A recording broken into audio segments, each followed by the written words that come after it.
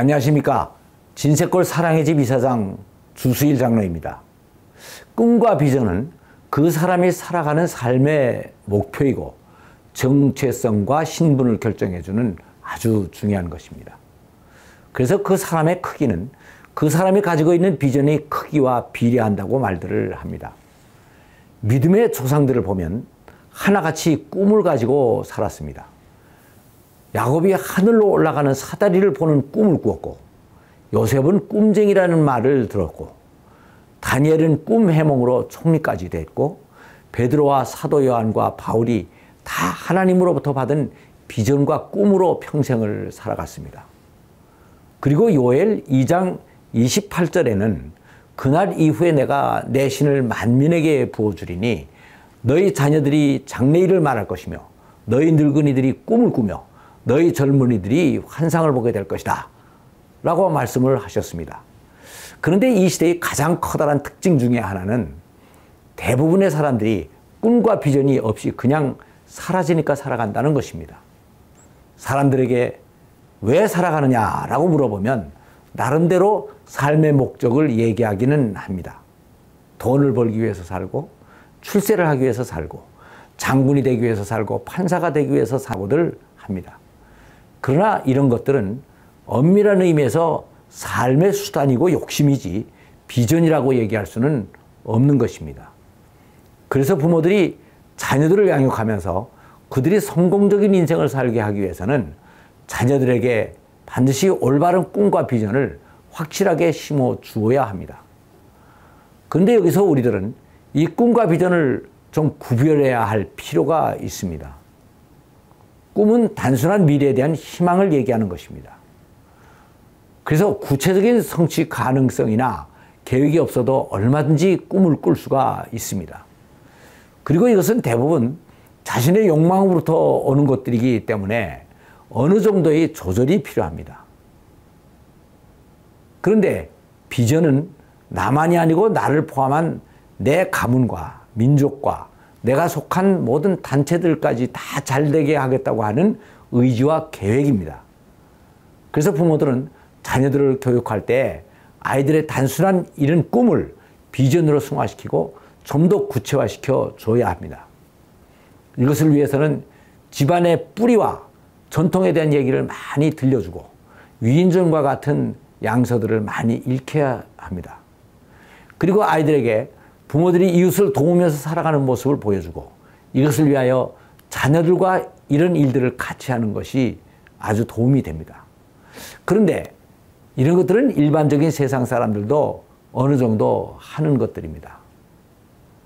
그래서 크리스찬들은 우리의 비전을 가문과 민족을 뛰어넘어 온 인류에게 유익을 주고 나가서는 또 하나님께서 우리 인간들에게 맡겨주신 자연 만물까지도 잘 관리하고 하나님께 영광을 돌리는 것으로 높여줘야 됩니다. 이렇게 해야 이것이 진정한 비전이 되는데 이런 비전은 결국 하나님으로부터 받는 것입니다. 그래서 부모들은 먼저 자녀들의 신앙을 바로 세워줘야 합니다. 그런데 이 신앙은 인간의 한계 상황을 확실히 깨닫는 데서부터 시작이 됩니다. 인간들이 당하는 한계 상황에는 여러 가지가 있습니다. 우선 생, 로, 병, 사에 관한 것이 바로 그것입니다. 늙는 것과 죽는 것은 피할 수가 없습니다. 병에 대한 것도 마찬가지입니다. 물론 현대의학이 많이 발전되면서 여러 가지 병들이 많이 고쳐지게 됐지만 아직도 의사가 고칠 수가 없는 병들이 너무나 많이 있습니다. 그리고 또 의학이 발전되는 데 따라서 또 여기에 못지않게 지금까지 없었던 새로운 병들이 계속 생겨나고 있습니다. 그래서 평상시에는 예수를 믿으려면 내 주먹을 믿어라 하고 큰 소리를 치던 사람도 암과 같은 불치의 병을 얻고 나면 결국 교회를 찾는 사람들이 많이 생기는 것입니다. 그리고 지진이나 태풍이나 홍수 앞에서 인간의 능력은 너무나 미약한 것을 볼 수 있습니다. 그리고 인간들은 인간들끼리 하는 사회생활에서까지도 자기 마음대로 할 수 없는 것들이 너무나 많이 있습니다. 사업이 그렇고 승진이 그렇고 자녀 양육이 그렇고 부부관계까지도 그렇습니다. 그래서 인간은 이러한 모든 것들로부터 피할 수 없는 나약한 존재라는 것을 깨닫고 철저히 절망을 해야 합니다. 그래야 절대자이신 하나님을 찾게 되는데, 이렇게 해서 하나님을 만나면 하나님은 어떤 분이시고 나는 어디서부터 온 누구이며 어떻게 살아야 되는 존재인가 하는 것을 확실하게 알게 됩니다.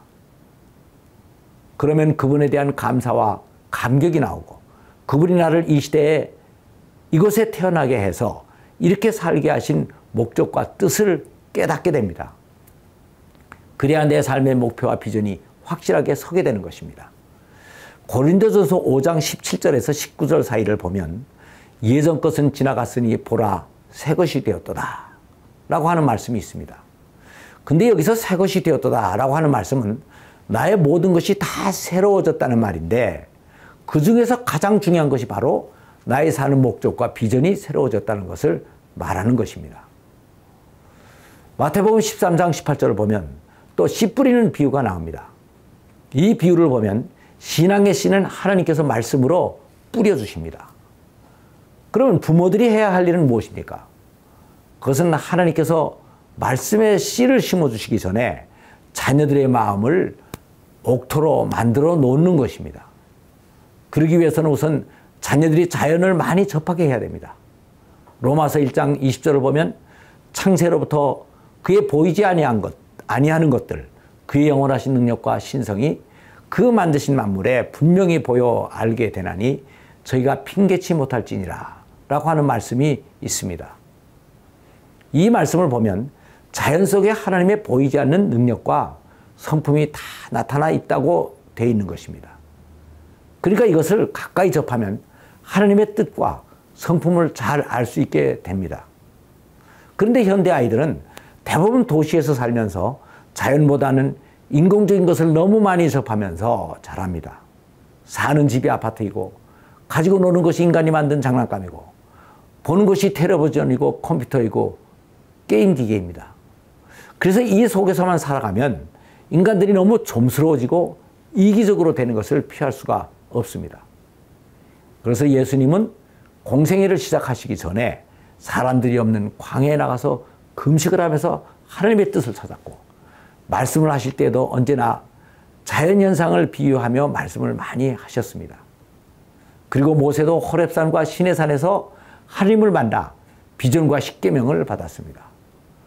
그래서 아이들은 자연을 접하면서 씨를 뿌리면 싹이 나는 것을 배우고, 꽃이 피고 열매를 맺는 것과 사계절이 바뀌는 것을 보면서 자연의 섭리를 배우고, 짐승들이 새끼를 낳고 양육하는 것을 보면서 하나님의 섭리와 사랑을 깨닫게 되는 것입니다. 자연은 하나님께서 직접 창조해 놓으신 최고의 작품들입니다. 그래서 이런 것들을 보면서 자라난 아이들은 하나님의 질서를 깨닫게 되고, 이러한 질서들은 또 인간의 마음을 옥토와 같이 만듭니다. 그래서 하나님께서 여기에 믿음과 비전의 씨를 떨어뜨리면 60배, 100배 열매를 맺게 되는 것입니다. 아이들에게 비전과 꿈을 심어주는 최선의 방법은 자녀들의 신앙교육을 확실하게 해서 그들의 마음을 옥토로 만들어주는 것입니다. 감사합니다.